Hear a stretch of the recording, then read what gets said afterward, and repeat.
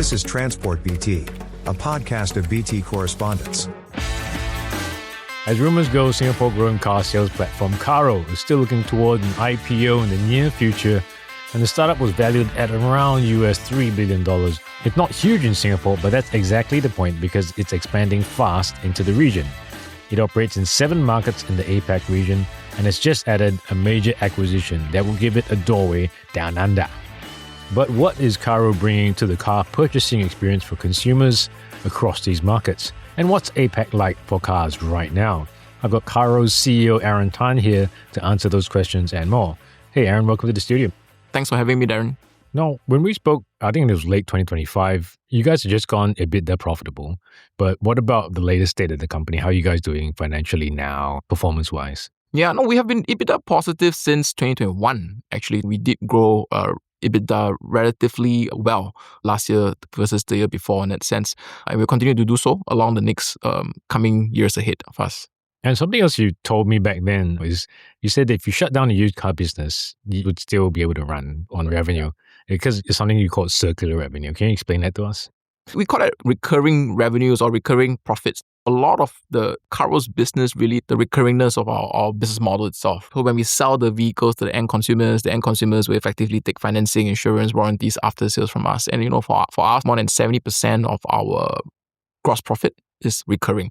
At the end of the day, we think of ourselves really as an e-commerce ecosystem, a supply chain from that standpoint. Right. But that's actually the traditional car sales business model, right? It's very different. First of all, most of the ADs themselves do not really do their own lending business, their own insurance business. And for that matter, when you're buying a used car itself, let's just say that for us, we are bringing trust and transparency into this often mislooked at industry, right? The used car industry, people always look at it as, this is a very dirty space. And what we are trying to do really is to bring about this whole professional, you can say almost like buying a new car kind of experience in a used car showroom. So we don't really haggle on pricing as well because we collect so much data, so much information about the vehicles and the sales that happens on a day in, day out basis across so many markets that we know how to price the vehicle almost perfectly in that sense as we buy and sell. We're going to get to the trust bit later. But first, you guys are the most geographically diverse car business in the region right now. What really stands out to you about each market or compared to Singapore especially? Is there something like people in Indonesia buy cars very differently or? There's a lot of differences. Every single market is a little bit different. But there's one thing I always say. I was with one of my shareholders the other day and I was just lamenting the fact that I should have done the developed markets earlier. Oftentimes, whenever we speak to investors, people always say that, you should enter Indonesia first, Thailand first, because these are big growth markets. But one thing that I see a lot in all these, so to speak, developed markets, quote unquote, they are a lot more profitable on what we call a GPPU basis, right? Gross profit per unit basis in Hong Kong and in Japan, and even in Australia. We know for a fact that it's far thicker than that of the emerging markets. In places like Australia, for instance, we can do margins of anywhere from 15 to 20% per car. But if you look at it from closer to home in Thailand, in Indonesia, those margins tends to be less than 15%. And that's as simple as sometimes just tax. In some of my emerging markets that we are in, sometimes the rule of law may be clean, but may not be easy to enforce. And a lot of them, the smaller used car dealers, especially the mom and pop shop, they probably don't even have audited accounts. And so it makes it very hard for us to compete with all these smaller, what we call fly-by-night sometimes dealers or agents. And so when we enter these markets, our margins tends to be lower. So every market is a little bit peculiar. I'll give you another one, like we just entered Australia and Eastern Australia versus that of the western side of stuff, like in Perth. Cars in Perth tends to be a lot more expensive. Why? Because it's a very big mining center for Australia. And so typically we always collect cars from the east and we sell it to the west. And so every market is a bit different. But I think what's more important is that we try to digitize. Every time we go in, the first thing we always do is we lead with digitization. Because the moment we start having the data coming in, we can start visualizing it. And then the AI can start working on it to help optimize it. The same that we did for Australia. We just completed a deal a few days ago. After we completed the deal, the first thing we did was really digitize the whole back end, the whole systems and stuff like that. We ensured that the people on the ground in Australia knows how to use the system and just put all the data through it. And today, we have been able to already visualize a lot of the things, everything from aging down towards what we call gross profit per unit. And so know what are the bottlenecks and make adjustments to the model and try to expand faster. Every single market is a bit different, but we always have to lead in through a digitization strategy first. Because we have to know the numbers, because otherwise, if we do not know the numbers, we're just flying blind, literally. That's really fast, actually. I mean, you guys just finished the acquisition and you already have meaningful data that you can act on already? How did you do that? When we built the software, it was very modularized. When we need to launch a new market, and in this case before Australia was Hong Kong, so we just spin a new instance of the ERP software or the OS that we have built. And then what we need to do is connect the various communications providers, like say SMS, WhatsApp, and the software should just work out of the box, right? The reason why it is so fast for us is that we have always known from day zero that Singapore as a market is too small. So we always needed to expand. And so consequently, everything we need to do needs to be repeatable. I guess a lot has to do with really the DNA of the founding members, right? Myself, my other colleagues, my co-founders, we're all programmers by training. And so consequently for Carro itself, we needed to expand to survive and to grow globally. We always build software from that mindset and lens. We don't build it once for a particular company. We always build it once for many companies. And that helps with acquisitions because like the Australian one was an acquisition of an existing dealership group. So you can scale that to whatever operations you acquire, right? Yeah, correct.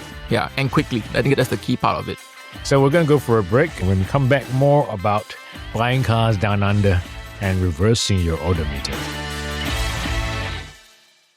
Market Focus Weekly, now hosted by Howie Lim. A sharp weekly deep dive into what's moving markets in Singapore and across the region. With analysts and market insiders to break down the forces shaping the week ahead. New episodes every Friday, powered by the journalism of the Business Times. Find Market Focus Weekly wherever you get your podcasts. And now, back to Transport BT, a podcast of BT correspondents. Okay, we're back from our break in your Transport BT. I'm with Aaron Tan, CEO of Carro, and we're going to talk more about AI, Australia, and expansion.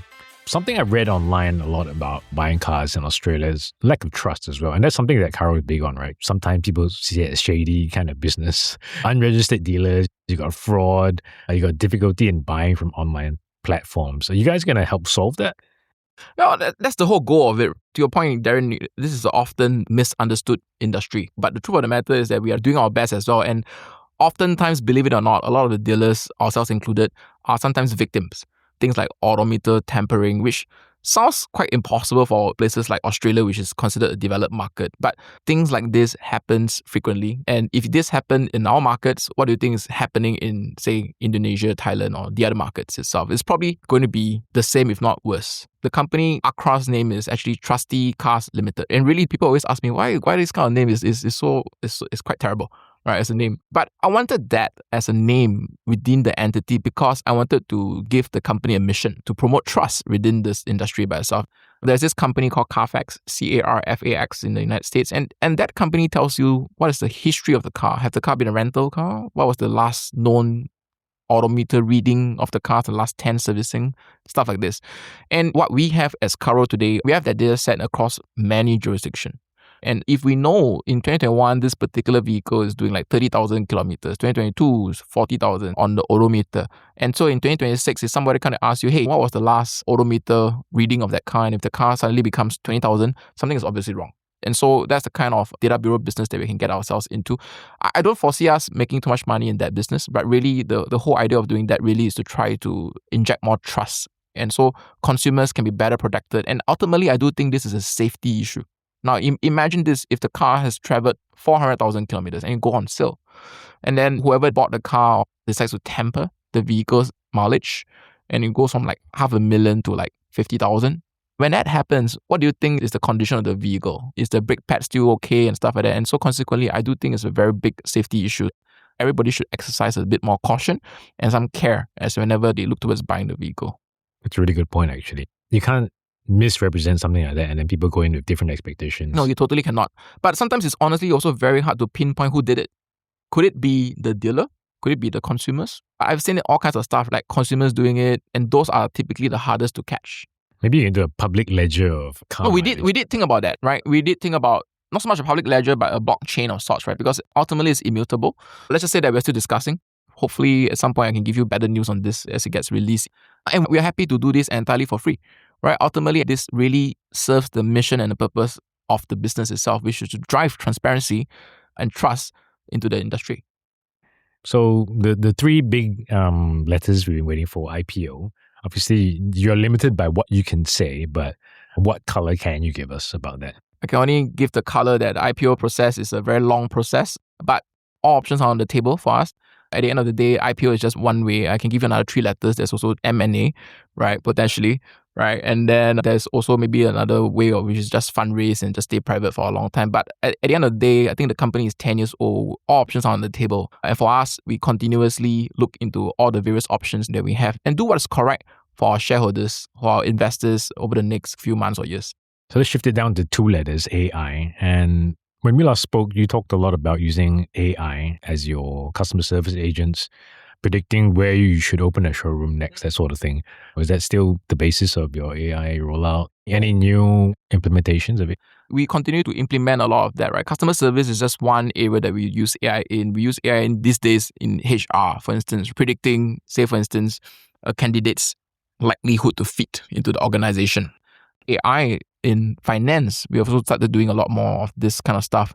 And we continue to do this across every part of the journey for us across the company, marketing and all stuff like that. And we continue to refine and do it better.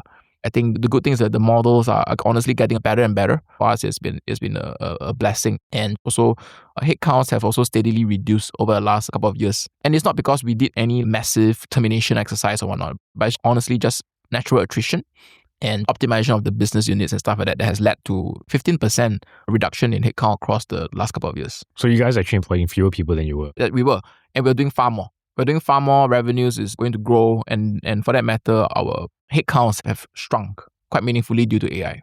You guys are doing new cars quite a bit now. And I remember something you said to me a year ago. So you said you didn't want to become an AD, but you guys are selling Dongfengs now and Toyota. So what changed from then? Nothing has changed, really. When we spoke about AD, we were not very interested in being an authorized distributor. We tried to take dealerships, and that's quite different, right? A distributor, typically you are tied into with the brand and stuff and whatnot. For us, we function more like a platform. We try to work with more brands and all brands if we can. And the whole idea is being that platform where people come and buy and sell new vehicles itself. And that has not really changed. Since we spoke, we got our first brand, and that was Zeekr, end of last year. And it did very well for us. I think hopefully by the end of next year, we will have about more than 10 brands as well. So by the end of this year as well, right? We have more than 10 brands globally, not just in Singapore. And so you will see more brands coming up, I think hopefully in the next few quarters or months ahead. Oh, that's fascinating, because that's actually an inversion of the traditional car business, where if you go into the business, you always want to be a distributor and then you sell to the dealers because you can make more money. But you are pushing the platform first and saying, I want to be a dealer of everything. No, very simplistically, right? I mean, maybe Singapore aside, which is a bit smaller as a market, but if you look at places like Indonesia, places like Thailand, Malaysia, right? If you have a dealership, let's say in Selangor, right? Can you then sell the car to Kedah? Can you sell the car down to Johor?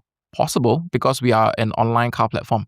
We are not bounded by traditional car dealership rules anymore, right? In the past, if you are a car dealer, a car distributor, an AD, you have to respect that 10-kilometer boundary of sorts or 20-kilometer boundary. But these days, those lines are very blurred if you're an online car platform. I think another very good example is the fact that we are just a lot more aggressive, right? When it comes towards customer acquisition and stuff like that. Very different from our traditional counterparts. We do operate on a very different scale model and whatnot, differently from all of them. And I would also say that this is only made possible by all these Chinese EV brands that is entering the various markets that we are in. Because this has also changed substantially over the last 2 years itself, right? 2 years ago, 3 years ago, if you ask me, anybody in the room here would buy a BYD, the short answer is probably no. But I'm wrong. Today, 3 years later, BYD is sold all over the place, and so is Zeekr, Xpeng, and a whole bunch of all of these brands that we sell as well. But let's just say that, again, all these EV brands are doing well, and this is simply put the difference between the way the traditional brand owners operate versus the newer EV brand owners. They tend to be more liberal in terms of appointment of dealerships, a little bit more relaxed, and I stress a little bit more relaxed on the CI rules, for instance.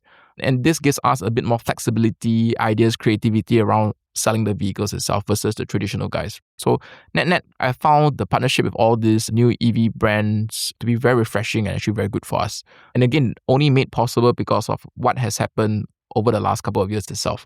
And actually, what we spoke about today sounds quite universally translatable. Are you guys going to go beyond Asia Pacific, or is that too early to say? Oh, I think in the foreseeable future, I will continue to remain in Asia Pacific. I think there's still a lot of markets in Southeast Asia that we can consider. And even in the Pacific areas, there's still a lot more, right? Korea, New Zealand, whatnot, right? So we do have a lot of other places that we can potentially expand. But I would say that the next 6 to 12 months, I probably would still prefer to go deep rather than go broad. And that means going deeper into Japan, going deeper into Hong Kong, going deeper into Australia, Singapore, even in markets whereby we are still honestly a little bit small. Does it make sense for us to go deeper in those markets? But I think the next 6 to 12 months is really to grow the business organically versus trying to expand to more markets or do more acquisition. Thanks a lot for being on Transport BT, and I hope that you get more people to listen to the Carro message about trusty cars. Trusty Cars Limited. Thank you. So that was it for our episode of Transport BT. Stay tuned next week as we have an episode on the state of play in Singapore hospitality and elsewhere. This episode was produced by Nicole and Chieh, together with our editor Claressa Monteiro, and was written and presented by me, Derryn Wong. Thanks for listening. This is a podcast by the Business Times. Find more BT podcasts at businesstimes.com.sg/podcasts. Or wherever you get your podcasts. This podcast is meant to provide general information only. SPH Media accepts no liability for loss arising from any reliance on the podcast or use of third parties' products and services. Please consult professional advisors for independent advice.